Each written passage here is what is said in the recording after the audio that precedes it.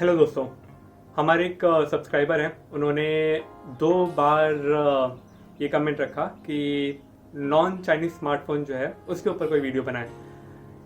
सो इससे बहुत सारे मतलब निकलते हैं। सबसे पहले हम लेते हैं जो मेरे ख्याल से हमारे जो सब्सक्राइबर है उनका इंटेंशन रहा होगा कि वो ब्रांड जो कि चाइनीज़ नहीं है और उसके स्मार्टफोन जो है, जो बेस्ट स्मार्टफोन है, वो आप कौन सा ले सकते हैं। तो अलग अलग रेंज के अलग अलग फ़ोन्स हैं।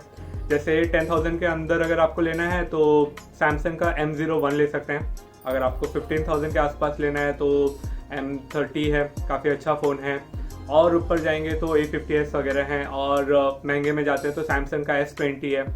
एंड अगर आप कॉस्टली फ़ोन में ले ही रहे हैं तो आपके पास गूगल पिक्सल के फ़ोन हैं, LG के कुछ एक अच्छे फ़ोन हैं, और फिर एप्पल है ही आपके पास। ये सारे ब्रांड्स जो हैं वो नॉन चाइनीज़ ही हैं, और मेरे ख्याल से तो सोल्यूशन यहीं पे ख़त्म हो जाता है।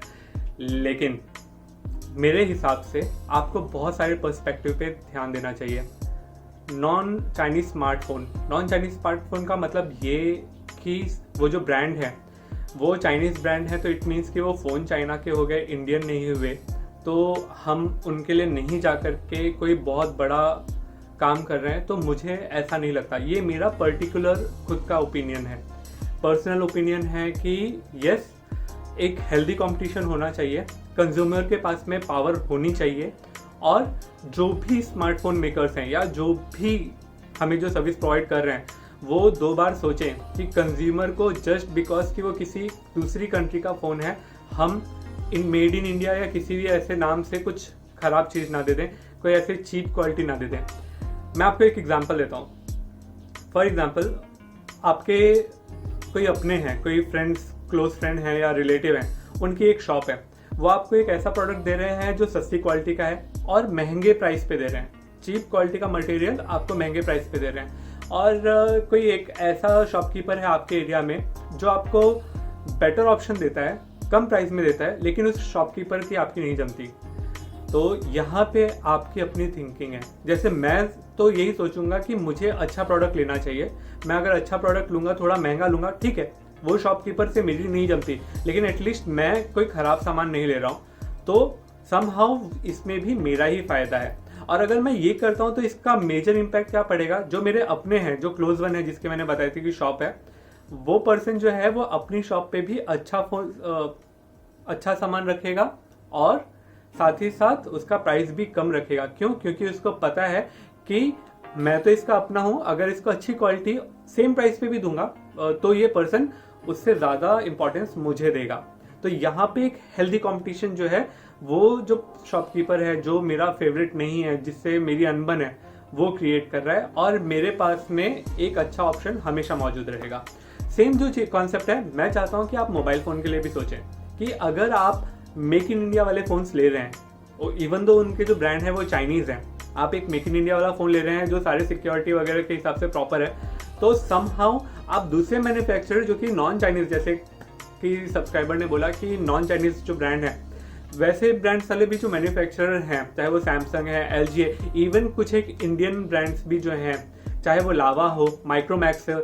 हम जानते हैं कि माइक्रोमैक्स पास्ट में चाइना से कंप्लीट फ़ोन, ये भी नहीं कि वो असेंबल हो रहा है मेक इन इंडिया, नहीं, वो कंप्लीट फ़ोन चाइना से उठाता है, यहाँ पे माइक्रोमैक्स के लेवल से हमें बेचता।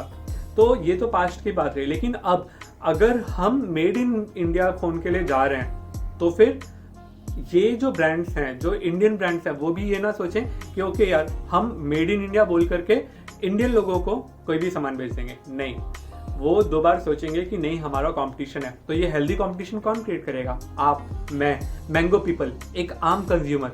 तो हमें इस चीज़ का हमेशा ध्यान रखना है कि हमने अच्छे प्रोडक्ट्स लेने हैं। वो कौन सी कंट्री से बिलोंग करते हैं वो इम्पोर्टेंट नहीं है, सिक्योरिटी अलग कंसर्न है। सिक्योरिटी अगर आपके इंडियन फ़ोन में भी प्रॉब्लम क्रिएट करती है तो आप मत लीजिए। इंटरनेशनल फ़ोन, अगर आईफोन भी कल अगर सिक्योरिटी रीज़न की वजह से कोई ब्रीच रखता है, कोई प्रॉब्लम रखता है, तो आईफोन जैसे बहुत महंगे फ्लैगशिप फ़ोन्स को भी मत लीजिए।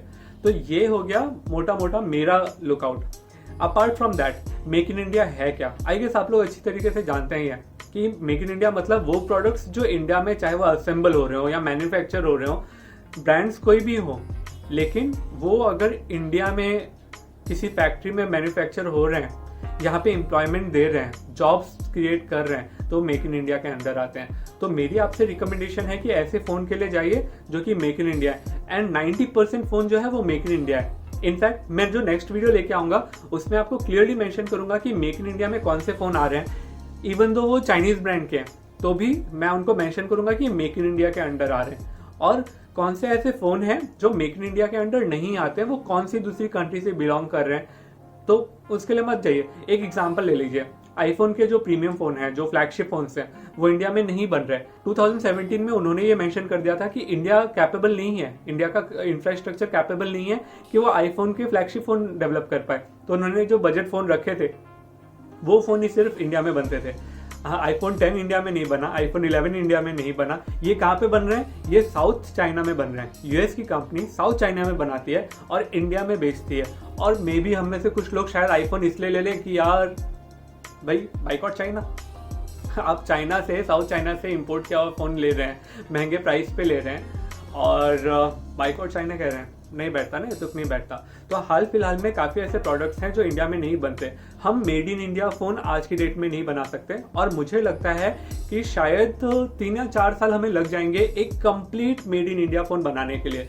जो ब्रेन है फ़ोन का, प्रोसेसर, वो इंडिया में नहीं बनता, चाहे वो मीडियाटेक का प्रोसेसर हो या कॉलकॉम का प्रोसेसर हो, स्नैपड्रैगन प्रोसेसर हो।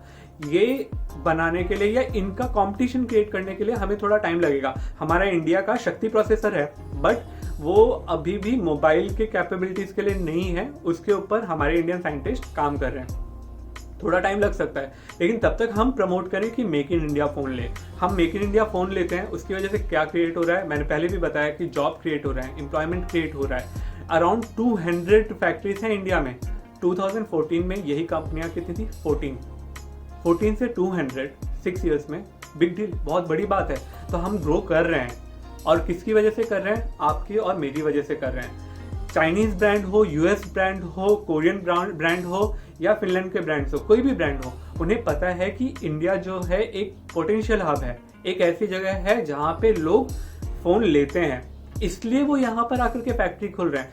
हम चाइना से, हमें प्रॉब्लम है तो चाइना को भी हमसे प्रॉब्लम होगी। वो अगर यहाँ पे फैक्ट्री बंद करेगा तो एम्प्लॉयमेंट तो यहाँ पे जाएगी ना। तो मैं ये नहीं बोल रहा कि आप चाइना को सपोर्ट करो, बट जो मेक इन इंडिया के अंतर्गत आ रहे हैं वो इंडिया को सपोर्ट करने के लिए ही आ रहे हैं। तो ऐसे फ़ोन जो मेक इन इंडिया के अंडर आ रहे हैं, श्योर उनको प्रमोट करो, और जो मेक इन इंडिया के अंडर नहीं आ रहे हैं उनको ट्राई करो कि अवॉइड करो। मैं ये नहीं कहूँगा कि सबको अवॉइड कर दो, लेकिन अगर आप मेक इन इंडिया प्रोडक्ट्स लेंगे ना, तो जो कंपनीज जो फ़ोन बना रही हैं, जो मेक इन इंडिया में नहीं आ रहे हैं, वो भी डेफिनेटली यहाँ पे मेक इन इंडिया के कॉन्सेप्ट को अपनाएंगी, इंडिया में फैक्ट्रीज डालेंगी, यहाँ पे एम्प्लॉयमेंट बढ़ेगा, देश को प्रॉफिट होगा, नुकसान नहीं होगा, प्रॉफिट होगा। प्लस मेरे हिसाब से ये आपकी और मेरी एक मोरल ड्यूटी है कि हम ये ना सोचें कि हमें बाइकआउट करना है, हम ये सोचें कि हम कैसे ग्रो कर सकते हैं, कैसे शक्ति प्रोसेसर को और पावरफुल बनाया जा सकता है, या कुछ न्यू इनोवेटिव प्रोडक्ट्स जो हैं वो हम लेकर के आएँ, ताकि ग्लोबल मार्केट जो है ना सिर्फ यहाँ पे क्रिएशन के लिए नहीं, यहाँ पे इन्वेंशन के लिए भी इन्वेस्ट करे कि हाँ यहाँ पे इन्वेंट हो सकती है ये चीज़ें, यहाँ पर भी एक कोई न्यू प्रोडक्ट जो है बन करके आ सकता है, हमने उसके ऊपर करना है। मैं और मेरे कुछ फ्रेंड्स जो हैं ऐसे किसी छोटी छोटी पार्ट्स के ऊपर ही थोड़ी रिसर्च कर रहे हैं, हमें उसके बारे में कोई आइडिया नहीं, बट हम लोग कर रहे हैं।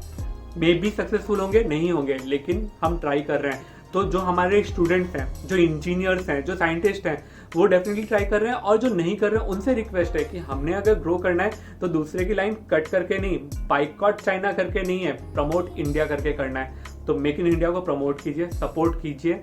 जो भी फ़ोन है, अगर सिक्योरिटी का इशू है, मैंने पोको M2 Pro के लिए पहले भी बताया, इसमें सिक्योरिटी का इशू है, मत लीजिए। मैं अभी भी बोल रहा हूँ कि Redmi Note 9 जो आया है वो मत लीजिए, उसमें भी उन्होंने सिक्योरिटी के नाम पे धांधली की है, मत लीजिए वो फ़ोन। थोड़े टाइम रुक जाइए, ये कंपनीज खुद से इनको निकाल देगी, अपडेट डाल के उन सिक्योरिटी के एप्लीकेशंस को निकाल देंगी। मेरा आंसर ये है कि नॉन चाइनीज़ ब्रांड जो हैं उसमें सैमसंग के फ़ोन, एप्पल के फ़ोन बहुत अच्छे हैं। आपके अपने अपने बजट के हिसाब से आप अपने फ़ोन्स चॉइस कर सकते हैं, लेकिन चाइना के ब्रांड के भी फ़ोन काफ़ी अच्छे हैं। अगर वो दूसरे फ़ोन को टक्कर दे रहे हैं तो just on the name of कि वो चाइनीज़ ब्रांड नहीं है।